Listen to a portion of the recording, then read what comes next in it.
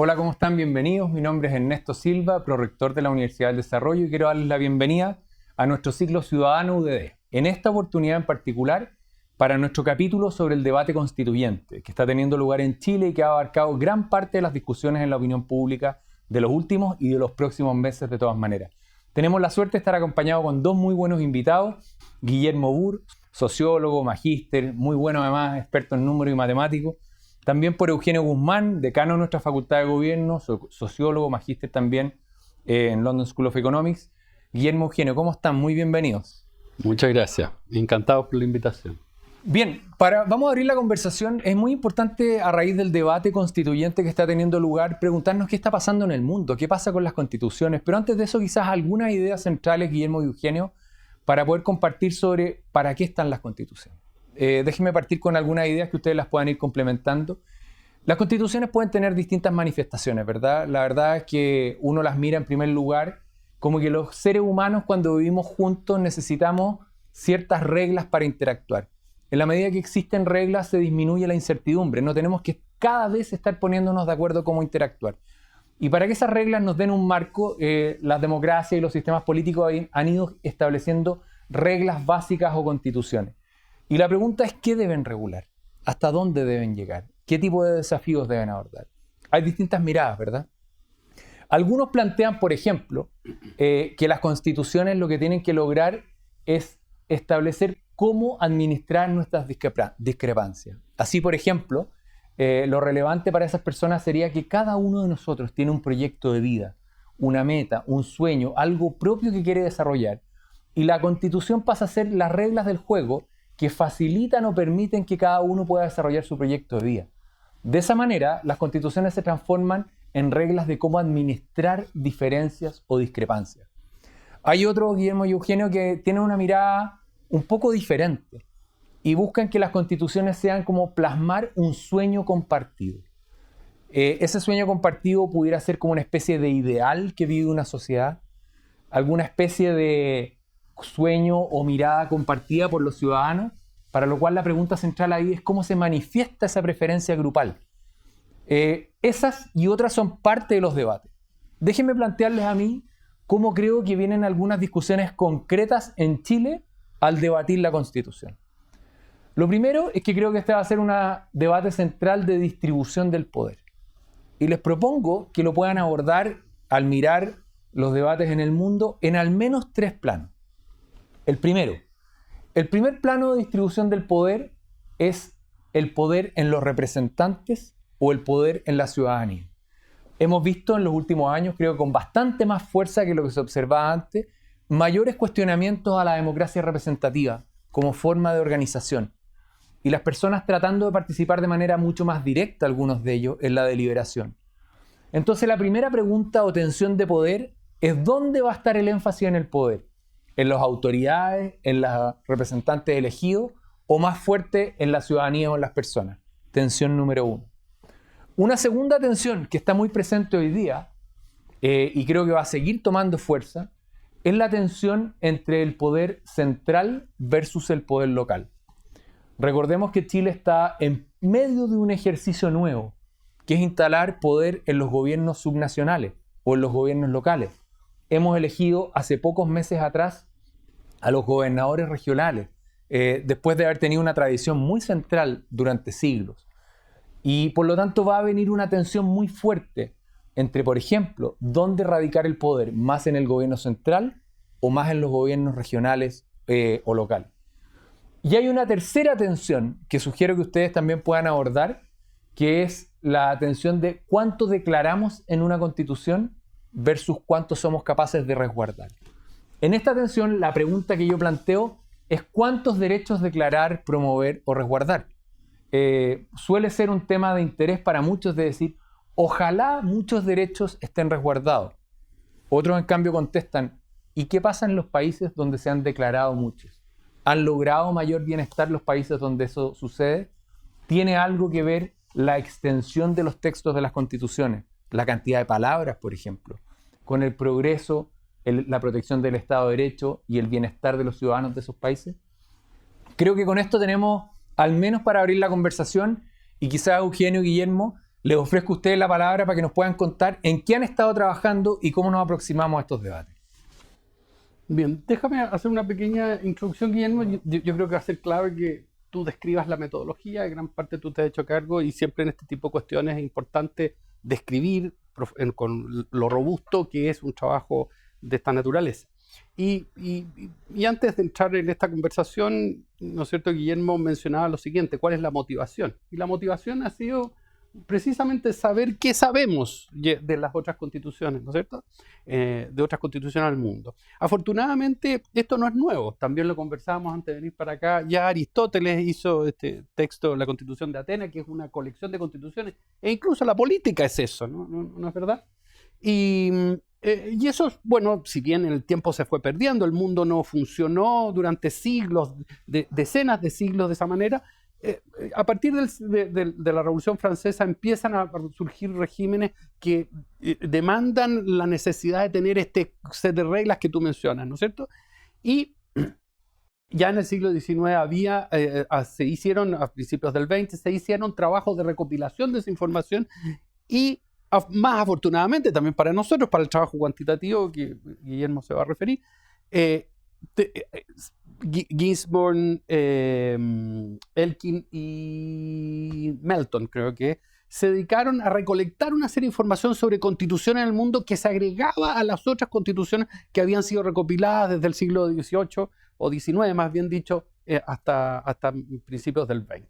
Y lo que hicimos básicamente es tomar esa información, ponerla y contrastarla con otra serie de indicadores que ya iremos refiriéndonos, para ver qué tipo de relaciones hay, como por ejemplo, un dato, si es que los países que tienen constituciones de una naturaleza crecen más o tienen PIB per cápita mayor que otras que no lo tienen, y desmitificar el punto o confirmar el punto. En eso consiste un trabajo científico o disciplinariamente hablando.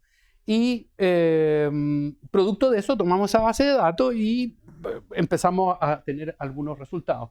No sé, Guillermo, yo creo que cuento un poco la metodología para que después nos metamos en los datos y si tú quieres nos planteas. Sí, yo creo incluso agregaría un punto adicional que era el que tenía que ver con lograr describir incluso las constituciones de los otros países, porque muchas veces en la discusión pública se mencionan ideales de constituciones, pero es bueno aterrizarlas, ponerlas en números, poder describir sus características. Yo creo que ahí está lo central del trabajo al que estamos haciendo referencia ahora.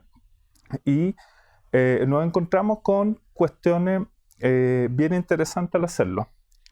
Que básicamente lo que hicimos fue ir al Constitution Project, sacar de ahí la información que había, que es completamente pública, etcétera, pero que está en tablas que son difíciles de trabajar, ¿no es cierto? Nosotros la ordenamos, le hicimos un poco más manejable para poder agregar otros conjuntos de datos a esta información central, porque en realidad nos interesan las constituciones también por qué es lo que pasa en los países que tienen esas constituciones. Entonces, organizamos la información, la pusimos en una base de datos organizada, tomamos, ¿no es cierto?, algunos ejemplos de comparaciones que existían en la literatura y qué cosas fueron las que vimos. Súper sencilla. Una buena parte de la discusión constitucional se basó en la idea de que, por ejemplo, Chile tiene o carece del número de derechos que tienen otros países de la OECD, ¿no es cierto? Mucho se decía, países que tienen, Francia tiene muchísimos derechos, y cuando nosotros recopilamos esta información y la comparamos, veíamos que Chile, dentro del concepto de la OECD, está exactamente en la mediana de derechos. Y eso es bien interesante porque Chile en muchos indicadores suele estar por debajo de la mediana. Acá estábamos en la mediana de derechos y teníamos más derechos que Francia, asignados en la Constitución. Entonces, eso abrió la posibilidad, nos empezamos a preguntar, bueno, ¿qué otras realidades y mitos existen en torno a las constituciones? Y empezamos a hacer correlaciones. Por ejemplo, una buena forma de estimar qué tan regulado o qué tanto regulan las constituciones, como señaló Ernesto, es el número de palabras. Y cuando nosotros tomamos el número de palabras de las constituciones y veíamos resultados clave de los gobiernos, como es el imperio de la ley, lo que descubrimos fue, y acá no queremos hablar de causalidad, nosotros yo creo que el trabajo no va para decir que si tenemos muchas palabras nos va a ir mal y si tenemos pocas nos va a ir bien, pero yo creo que lo que nos muestra más bien es que muchos países han tratado de tomar un atajo a su nivel de desarrollo por medio de la vía constitucional. Detengámonos un momento en eso, porque hoy día en Chile el debate constitucional se da en un marco de muchas expectativas, ¿verdad? Hay un ambiente como de expectativa. El trabajo que están haciendo ustedes, lo que hace es aportar, como se diría en el fútbol, poner la pelota al piso, ¿verdad?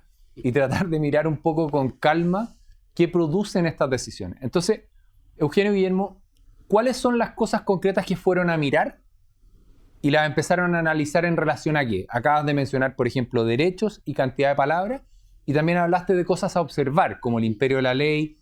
¿Por qué no nos cuentan un poquitito más qué cosas miraron y que permitan analizar? Un aspecto que es bastante interesante y que tiene que ver como el resumen, y perdona que me adelante a esto, es cuánto duran las constituciones. Ya, porque evidentemente uno dice, bueno, mientras más dura una constitución, puede durar con tantas, más o menos enmiendas, bueno, es un indicador de estabilidad, o sea, de que la sociedad en algún momento cuando se constituyó o acordó este set de reglas, miró al futuro para, ¿no es cierto?, establecer, ¿no es cierto?, un conjunto de relaciones estables en los ciudadanos, más allá de los cambios culturales que puedan haber. Y bueno, tú descubres que, por ejemplo, América Latina, no sé si tú me corriges, me acuerdo los datos, estaba a la altura de África. O sea, la duración de las constituciones en América Latina no ha sido muy promisorio, a diferencia de lo que ocurre en Norteamérica, Oceanía y Europa. Exacto. Hay un tema con la duración y yo creo que la duración justamente evidencia esta cultura de los atajos, que vamos a resolver el problema por vía de escribir algo que lo resuelva. Entonces metemos muchas palabras, pero insisto, no es que poner muchas palabras sea malo, pero lo que hemos visto es que los países tratan de tomar estos atajos y, por ejemplo, para decirlo bien explícitamente, hay una correlación entre el número de palabras y el imperio de la ley negativa. Pero partamos por explicar algunas cosas más básicas. Fuimos a observar, ustedes observaron entonces, cantidad de palabras, duración de las promedio de las constituciones, número de derechos, cantidad de derechos. ¿Qué otra cosa miraron? Miramos también, por ejemplo, la edad de voto, la que se puede acudir a las elecciones generales, temas específicos de derecho de acceso a la salud, acceso o si las constituciones, por ejemplo, aseguraban el derecho al trabajo, si salía explícitamente, nos metimos en algunos de los derechos. Y yo creo, por ejemplo, vimos el tema de déjame terminar un poco. Entonces, esa es la lista de temas que fuimos a mirar. Sí. Y luego tratamos de observar qué pasaba en esos países en algunas otras dimensiones o variables. ¿Cuáles son esas variables que ustedes miraron? ¿Mencionaron algunas en crecimiento? Estabilidad económica, que no es lo mismo que necesariamente que crecimiento, el rule of law. Corrupción, además del rule of law. Esperanza de vida, el derecho a salud y esperanza de vida. Uno dice, ¿tendrá alguna relación o no? ¿Qué otra cosa? Derecho a propiedad. Derecho a propiedad. Que es una otra versión del rule of law. Entonces hagamos un ejercicio un poco para quienes nos están viendo más general y después nos vamos a los detalles que ustedes nos puedan contar. ¿Cuáles dirían ustedes que son las grandes conclusiones de lo que observaron? A mayor cantidad de derechos, ¿qué es lo que a mayor cantidad de derechos, qué es lo que observan? A mayor cantidad de palabras, ¿qué es lo que observan? O sea, perdona, pero lo que tú, siendo muy meridiano y tratando de, efectivamente, como dice Guillermo, evitar causalidad en todas estas cosas, lo que tú descubres es que precisamente no hay tanta causalidad. Entonces, si uno dice, mire, los países que tienen más derechos sociales, tienen más bienestar, tienen más crecimiento, bueno, la evidencia no es tan clara. Los países que se dice que tienen derecho a la salud o derecho al trabajo no son los que normalmente se apunta como los países que lo tienen. Ya, ejemplo, Alemania, si no me equivoco. Alemania no tiene acceso constitucionalmente asignado a la salud y tienen una extraordinaria expectativa de vida. A pesar Entonces, de no tener consagrado el derecho en la exacto. Constitución, las personas tienen un bienestar en salud adecuado. Ese es el punto. Exacto. Y en fondo la reflexión de ustedes es que no necesariamente se observa que la consagración de un derecho implique un correlato en bienestar de las personas asociadas a esa variable. Así es, te pongo un ejemplo, yo no me acuerdo, conversábamos, en el caso de Bolivia, hay reconocido, por ahí tenemos en el trabajo, después probablemente lo subirán en las presentaciones, había el reconocimiento de cerca de 20 distintos tipos de lenguas o de lenguajes como reconocimiento constitucional. Bueno, la gran pregunta es si efectivamente hay reforzamiento, enforcement, aplicación de esos 20 o 30 lenguajes o idiomas, ¿ya? O dialectos de manera efectiva. Entonces, muchas veces también tú encuentras, o como una constitución, no me acuerdo si era la constitución de la India, que tenía casi 150.000 palabras, ¿ya? O todo la de, no me acuerdo si era el Congo, no recuerdo bien, que se consagraba hasta la felicidad, y si es que eso efectivamente se traduce a algún efecto. Entonces, ahí es donde tú descubres efectivamente que lo que importa son ciertos set de reglas que sean el paraguas, como tú lo mencionabas, pero lo importante está posteriormente en la política pública, en las leyes, en los mecanismos regulatorios que existan en esos países. Yo tengo un amigo que decía que una muy buena constitución puede ser estropeada por la política en los años de implementación. Y que también una mala constitución puede ser mejorada en la práctica por la vía de una convivencia política positiva después y el comportamiento tanto de los actores políticos como de los tribunales. ¿Hay alguna señal en esa línea de lo que ustedes observan o no ha sido uno de los temas que hayan estudiado? No, acá no hemos visto, no hemos metido, tal vez es un buen punto ver la evolución de algunas constituciones que resultan de interés. Estamos viendo cómo se encuentran hoy y la realidad de esos países hoy. No nos hemos metido en la evolución, pero a mí me suena de todo lógica, porque muchos de los países que tienen constituciones muy largas o tradiciones que, especialmente los países anglosajones, a la forma de resolver exactamente los problemas, y uno ve que los outcomes de esos países, los resultados, los niveles de confianza que tienen, la calidad de vida y otros son muy altos. Entonces suena que esta idea yo la llamaría más de arreglos o ingeniería fragmentaria sobre las constituciones es la adecuada. Quizá un buen ejemplo en esa línea, a propósito de tu pregunta, es el caso argentino. Argentina ha tenido, ¿no es cierto?, la misma constitución, es casi la misma constitución, o relativamente, desde hace, no sé, más de 100 años, o algo así, no me equivoco, con enmiendas y ese tipo de cosas. Estados Unidos, más aún, son más de 200 años, desde 1789, 84, 89.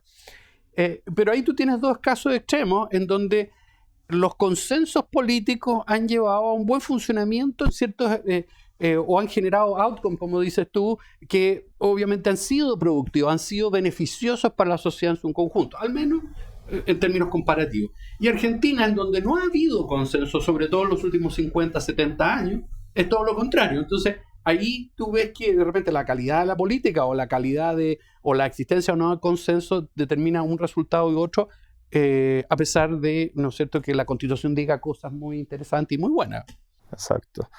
Yo creo que el punto más importante es que existe una gran heterogeneidad de resultados y que yo creo que es súper importante en el punto en el que estamos hoy en día en la discusión constitucional, hacer un buen balance de las expectativas, y en eso nos gustaría contribuir a la discusión pública porque evidentemente las expectativas están muy disparadas y una buena parte de la ciudadanía debe estar convencida de que en la medida de que se escriban los derechos, esos derechos van a existir en la realidad. Lo que nosotros estamos viendo es que el asunto es más complejo y que los textos constitucionales, la verdad es que no aseguran un buen resultado, insisto, en la realidad de los países. México tiene una cantidad de derechos extraordinarios, está rankeada de los más altos de la OCDE, y uno dice, temas importantes políticos, institucionales, ¿no es cierto? Temas económicos, y esos derechos, yo estoy seguro que una parte importante de la población no los ve reflejados en su día a día.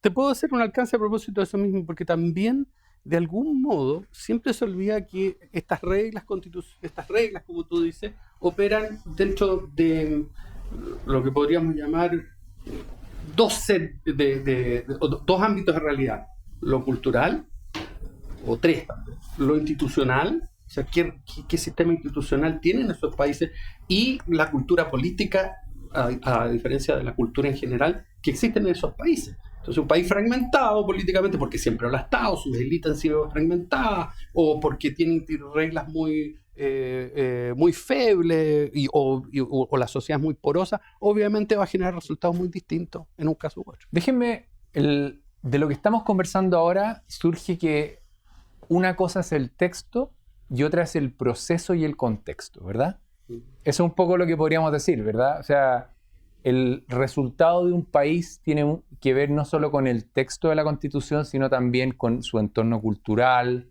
su dinámica política y otras cosas. Pero el trabajo de ustedes es sobre textos constitucionales. Por lo tanto, vamos a volver la conversación al texto. Hay muchas personas que nos están viendo que están siguiendo la Constitución y el debate constitucional. Miran, por ejemplo, que la semana pasada o antepasada se aprobó el reglamento, que parte de la discusión sustantiva, que puede que les toque, es muy probable si la Convención llega a acuerdo, aprobar en un plebiscito o rechazar la propuesta de nueva Constitución. Entonces, déjenme preguntarle cuáles son quizás algunos hallazgos o quizás algunos mitos que ustedes ven con su estudio que se derriban o se fortalecen. Por ejemplo, en términos de la cantidad de derechos versus el bienestar, o algunos otros aspectos que hayan podido destacar que quieran comentar con nuestra audiencia.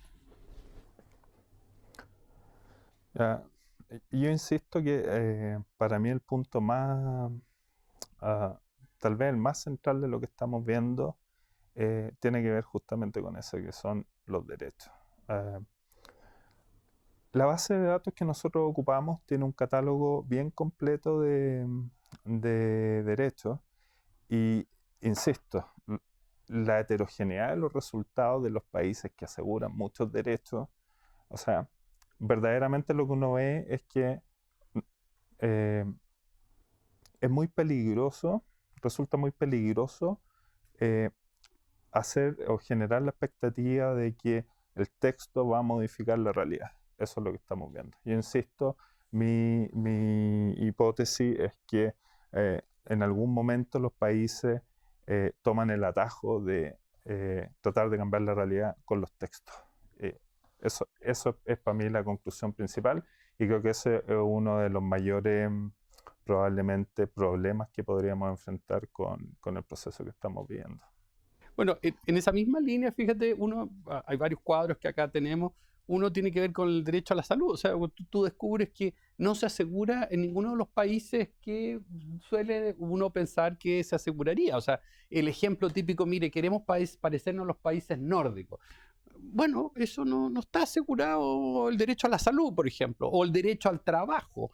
¿Ya? Lo que existen es normas probablemente que tienen que ver con bienestar u otras parecidas. O lo mismo a propósito de una discusión que no tiene que ver con esto, pero a propósito de las discusiones sobre cuotas. En ninguno de los países, la mayoría de los países con democracia estable, Suecia, en fin, Noruega, Finlandia, no tienen cuotas en materia electoral. ¿Ya? Y también al voto voluntario. Bueno, acá vuelve a suceder lo mismo. No es la norma constitucional, bueno, no está en la Constitución ese tipo de... Déjame sacarle un poco la mirada, pero ¿por qué creen entonces que hay tanta expectativa en eso? ¿Por qué, vamos a volver después al trabajo, pero ya que lo mencionan, ¿por qué creen que hay expectativas en eso? De que, por ejemplo, declarar un derecho a la salud contribuiría a lograr mayores niveles de esperanza de vida al nacer, o calidad de atención de salud, o el declarar un derecho al trabajo, como piensan algunos, conduciría a mejores niveles de acceso al trabajo. Yo tengo una explicación más bien sociológica, yo no sé qué pensás. Los dos son sociólogos, así que les damos la cancha para que puedan comentar su explicación en estos temas. En ese sentido, no sé si estamos de acuerdo, no hemos conversado.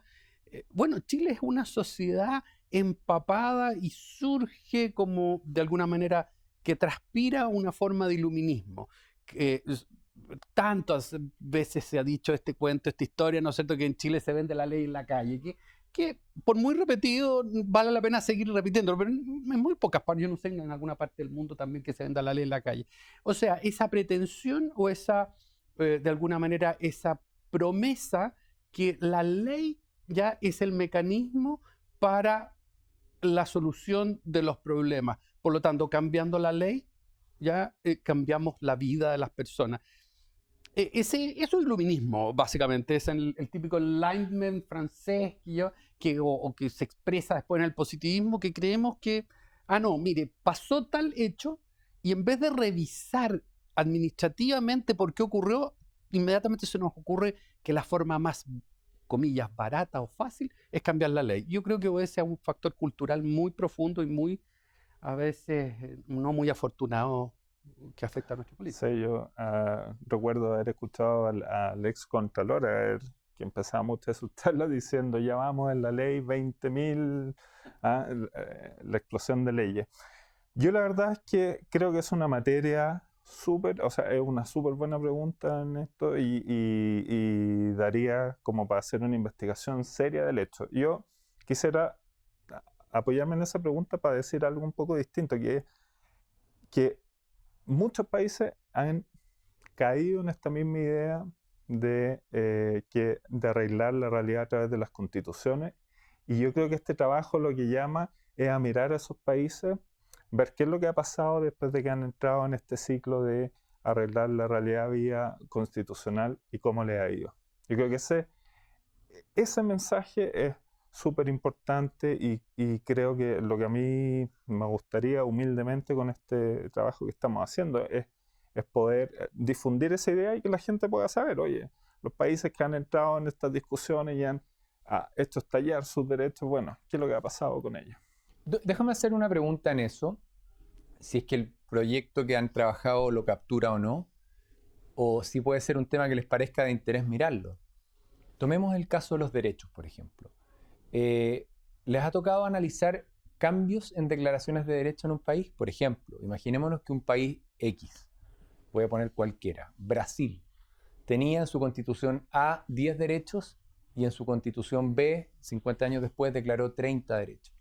¿Ese cambio permite observar ciertos cambios en los niveles de bienestar del país para bien o para mal, o eso es algo que no han analizado todavía y podría ser un tema a mirar?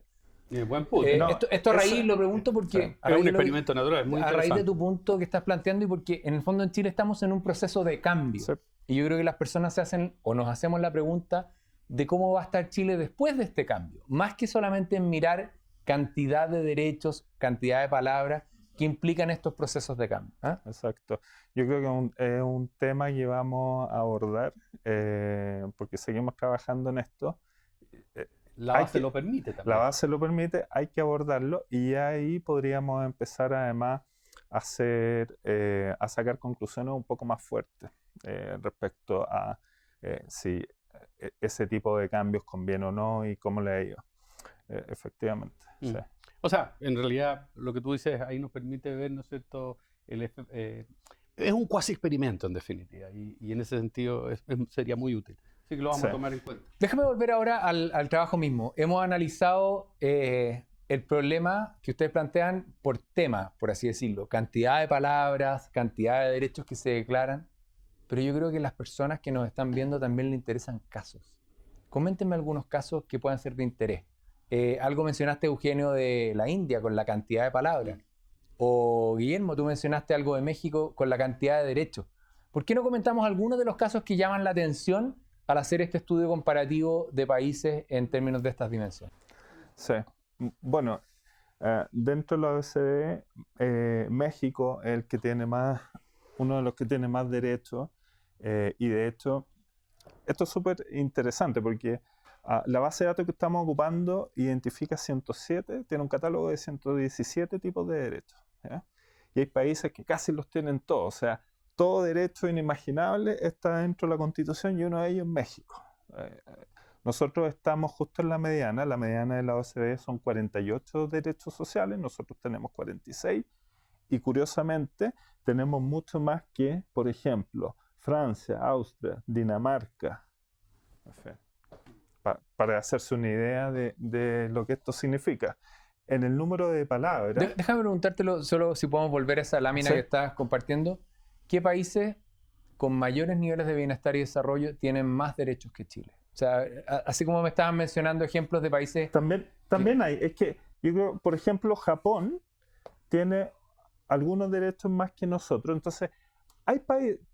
Lo que quiere decir esto es que la cantidad de derechos fijados constitucionalmente no es lo que determina el output. No es lo que te determina el logro de esos derechos. Exacto. Entonces, esta heterogeneidad que tenemos países subdesarrollados con muchos derechos y desarrollados también con muchos derechos, a pesar de que en general no suelen ser los que garantizan más derechos, por lo que veo acá dentro de la OCDE. Entonces, esa heterogeneidad es lo que genera, ¿no es cierto?, o lo que tiene que llevar a preguntarnos, bueno, ¿qué es lo que estamos haciendo? Y que debiera llevar a la ciudadanía a preguntarse directamente, a interesarse más en el tema y ver cómo le va a los países que tienen más o menos derechos, que escriben mucho y que regulan todo. O sea, bueno, en esa misma línea, por eso que te mencionaba, bueno, hay el caso de Bolivia, el caso de las palabras que tú ibas a mencionar, pero sobre todo a propósito de eso último, o sea, que lo que probablemente ya hay un tema de lectura, creo yo, lo que quiere la ciudadanía, la mayoría de las personas, si no todas, ya es mayor bienestar. La pregunta, y eso es un tema de framework, de instalación, es que se instaló que el cambio constitucional garantizaría eso. Era el instrumento para lograrlo. Exactamente, era la herramienta. Y la verdad es que no lo es, van a hacer otras cosas. Y ya está requete hablado, o sea, cómo nos incorporamos al desarrollo tecnológico va a ser la clave, y eso no va a ser la clave futuro, y eso no está en la Constitución. Nadie puede poner la Constitución de ahora en adelante, mañana se acaban los pobres, o en este país no hay pobres, o en este país no hay, estamos en el jardín del Edén. No es eso. Ahora, estoy haciendo una caricatura, pero son cosas distintas. Uno es una herramienta que sirve para ciertos propósitos básicos, como tú lo mencionaste en principio, y otra, las herramientas que tú tienes de mediano y corto plazo. Ahora, lo que ustedes están planteando, déjame decirlo a mi manera, va como contracorriente de lo que está en la conversación en general hoy día en Chile. En general, pareciera haber una percepción de que hay que declarar más cosas e incorporar, no es que lo piense yo, en el ambiente. Entonces, ¿cómo este trabajo va a ayudar? O sea, ¿cómo creen que se puede generar conversación en torno a esto? ¿Cómo creen que se puede acercar esta evidencia quizás a los mismos convencionales, a quienes lo asesoran o a la discusión? ¿Cómo darle un poco más de difusión o ponerlo en un lenguaje que permita que sea asimilado y pueda producir impacto en los próximos meses? Mira, el problema, yo lo veo, voy a ser un poco, no pesimista, pero llamémosle un realismo, es que cuando las personas tienen ideas demasiado arraigadas sobre cómo es la realidad y el mundo, que va más allá de cómo sea el mundo, es difícil cambiar sus opiniones, ¿ya? Schopenhauer creo que era el que decía que el solipsista, aquel que piensa que no existe nada en la realidad, es como un fuerte que nadie entra, pero nadie sale y hay que dejarlo atrás. Desgraciadamente en este caso yo creo que hay muchas personas que tienen muy arraigadas sus opiniones y va a ser difícil convencerlas. Yo creo que la única manera es a través de comunicar estos resultados y socializarlos, si me permites usar esa expresión. No sé. ¿Cómo lo ves tú, Guillermo?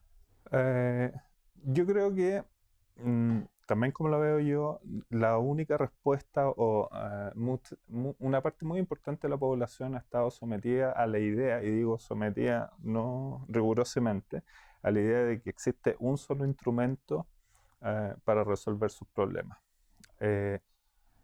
Yo tengo confianza en que esas mismas personas son juiciosas y en la medida en que puedan ver evidencia de que Chile no es único, porque también esa otra cosa en la que se nos ha estado que ha estado en la conversación de que somos muy únicos, nadie ha pasado por esto, nadie ha cambiado así las constituciones, había muchos cambios de constitución muy grandes, muy rupturistas, y lo que nosotros vamos a hacer es mostrar esos resultados, y yo creo que la idea es muy simple, o sea, es fácil de captar, a pesar de que han estado sometidos, hemos estado todos sometidos al discurso de que el único instrumento disponible es el cambio constitucional. Yo creo que al mostrar la relación entre estos cambios y los resultados reales, la gente puede empezar a cuestionar el proceso en el que estamos y empezar a entender que, porque el proceso constitucional va a terminar y todos esperamos que termine exitosamente, por supuesto, pero yo creo que lo que nos muestran estos resultados es que el camino al desarrollo, el camino al bienestar, es duro, es trabajo, lo muestran los países que tienen alta productividad, que trabajan y que están interesados en salir adelante y que invierten, las personas invierten su tiempo en eso. Déjame agregarte, porque yo estoy de acuerdo con lo que plantea Guillermo, y que no es que suene optimista, sino que al contrario, tú estás haciendo una descripción, pero quiero ser un poquito más pesimista y creo que vamos a tener que ser mucho más agresivos, entre comillas, usando la expresión como más hacia adelante, respecto de mostrar que estos resultados desmistifican ciertas percepciones que se tiene de la realidad. Te pongo un ejemplo. Hace 5 años atrás en Chile, un poco más, un poco menos, el mensaje con el cual que se envía al Congreso para reformar el sistema electoral hablaba una serie de statements, de frases que se decía, bueno, el sistema va a ser más competitivo, más esto, lo otro. Ninguno de eso se cumplió porque nuevamente este iluminismo ya está presente. Entonces, yo creo que nuestra tarea es la tarea que se hace con estas cosas, que es desmitificar también. Desmitificar, publicarlo, ponerlo a disposición de la opinión pública, y yo creo, acá pienso que hacía mucha falta conversar esto. De hecho, es una pena que no se haya conversado de este tema en estos términos, viendo a lo que la gente realmente le interesa, porque como decíamos acá, la gente no es que quiera constituciones, sino que quiere bienestar, y lo que pasa es que de alguna forma el discurso político ha igualado las dos cosas, y acá lo que vamos a mostrar es qué tanto se puede canjear uno por otro. Yo creo que ustedes han planteado una reflexión que es muy relevante, y que es cuán significativo es el instrumento constitución, por así decirlo, para lograr el mayor bienestar de las personas. Y en el fondo pareciera ser, un poco al revisar derechos, extensión de palabras y otras cosas, que los países no avanzan con atajos, sino que tienen que recorrer caminos largos que van mucho más allá de la redacción de un texto. Nos quedan pocos minutos, y yo quiero, antes de ofrecerles la palabra para que puedan cerrar con algunas conclusiones a cada uno, les quiero preguntar algo de la investigación. Muchas veces uno parte con alguna hipótesis que el trabajo la confirma, en algunos casos la descarta. ¿Se encontraron con alguna sorpresa al estar analizando derechos, palabras, cierto aspecto, o con algún país en particular que le haya llamado la atención y que nos quieran comentar? Yo puedo decir algo muy breve en realidad. Yo debo confesar que al iniciar el trabajo con esta base de datos, yo tomé una posición totalmente a la Francis Bacon. No tenía ninguna hipótesis, para ser muy sincero. Yo trabajaba en un dominio muy distinto a este, y por lo tanto no tenía ninguna hipótesis ni a favor ni en contra. Simplemente empecé a ver los datos y la verdad es que me empecé a sorprender. Debo confesarlo, me empecé a sorprender con todo, porque entre otras cosas, cuando yo lo aceptaba totalmente acríticamente, el hecho de que en Chile no estaban los derechos, no había derechos incluidos en la Constitución. Era algo que yo aceptaba. Yo no soy abogado, por lo tanto ese es cierto, y de repente lo miro y digo, oye, estamos en la medianía de la OECD. Entonces, la verdad es que casi todo lo que yo vi acá me sorprendió, para ser súper sincero. ¿En el caso tuyo, Eugenio? Mira, yo creo que uno puede tener ciertas sospechas por cosas, por temas otras discusiones, pero ahí yo tengo un sesgo que a uno lo critica, a mí me han criticado mucho también, no sé si te pasa a ti y a ti, que quizá uno es excesivamente empírico, entonces siempre te dicen, bueno, pero ¿cuál es tu teoría detrás? Yo prefiero partir al revés, ver qué es lo que muestra la realidad en la medida de lo posible y ahí poder construir, descubrir la mecánica que está en la realidad que va a ser la teoría. Y en ese sentido, si bien se confirmaron algunas intuiciones que en ningún caso, muchas son sorpresas, esto de la medianía, o sea que no somos el país con menos derechos, sino que estamos en la medianía, o que no son los países más desarrollados los que tienen más derechos, sí me sorprendió por lo robusto que es el resultado. Uno puede tener una pequeña intuición, pero otra cosa es los resultados.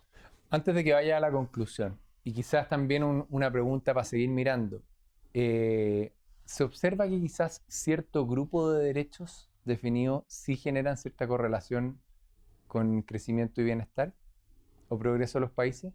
O sea, algunos sí y otros no, más que la cantidad. O queda como para un tema para investigar más para adelante que puede ser de interés también. ¿Ah? Sí, yo creo que el tema de ver específicamente y de buscar causalidad es algo que por el momento no hemos abordado. Simplemente estamos en una etapa más descriptiva y mostrando, ojo, las descripciones que existen acerca de la realidad constitucional chilena. Lo que uno ve no calza con la descripción general. Esa es la primera cuestión. Y el resto lo vamos a ir viendo conforme avance la investigación, creo yo. Solo para terminar, quiero ofrecerles la palabra un poco para que puedan cerrar con las conclusiones principales de lo que han podido encontrar hasta ahora, de cómo van a seguir trabajando y qué le dirían a las personas que nos están viendo y que siguen con interés el debate constitucional de los derechos y de lo que se está debatiendo. Yo te diría básicamente, bueno, resumidamente, yo creo que lo primero es que lo que muestran los antecedentes, al menos esta primera descripción, es que no hay necesariamente una causalidad entre algunas cosas a las cuales se aspira y las que ocurren en la realidad, o como lo decía Guillermo, entre lo que es el set de reglas constitucionales y los outcomes sociales o políticos o económicos. Segundo, que las constituciones al parecer son herramientas y tenemos que entenderlas como herramientas y en ese sentido hay que tener cuidado con las expectativas que uno se hace en torno a ellas.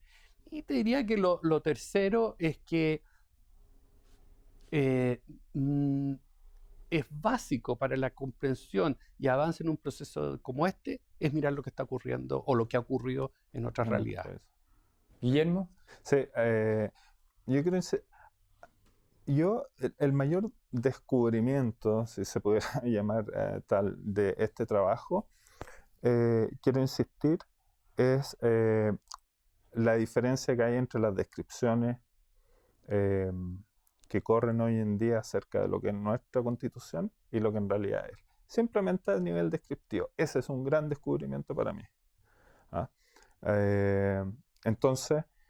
Podría decir en eso que en el fondo te topaste con que la Constitución incorpora o resguarda mucho más cosas de las que supuestamente se dicen en la conversación general que estarían recogidas. Y me imagino, yo acá, siendo una persona, ¿no es cierto?, que no viene del ámbito del derecho, como le ocurrirá a la mayoría de los ciudadanos de este país.